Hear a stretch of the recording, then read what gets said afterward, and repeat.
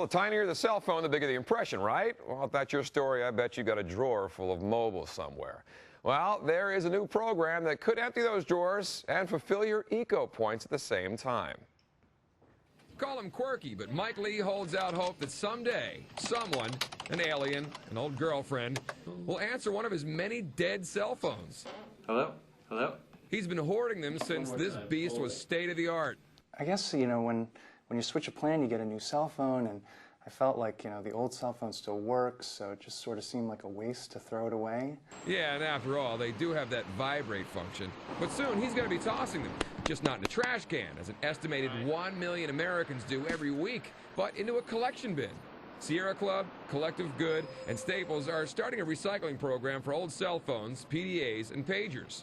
Verizon Wireless has also teamed up with the Audubon Society in Florida for a similar program. And right now they just go into the trash, they go into a landfill, or even worse, they're incinerated. Cell phones harbor toxic metals like mercury, cadmium, lead, and arsenic that either seep into the groundwater or go up in smoke and fall back down to the earth in rain and enter the food supply. With the Sierra program, about 50% of the old cell phones are refurbished and sold at a cut rate to countries in the developing world, many in Latin America where some communities don't even have landlines yet.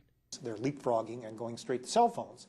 But cell phones down there, because they don't have all these different companies competing and marketing and giving them away, end up costing exorbitant amounts. The batteries and the chargers are melted down, and the toxic elements are disposed of in a program the EPA oversees. But both programs are hoping the bins will help turn cell phone users into dial-a activists.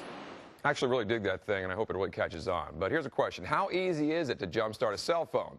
Well, Collective Good says AT&T and Singular phones, they're really easy to put back into service. But Sprint phones, they're kind of tough. Once they're unlocked, well, it's hard to really lock them, or once they're locked, it's hard to actually unlock them and get them, back from being decommissioned. All right, let's take it to you. The poll.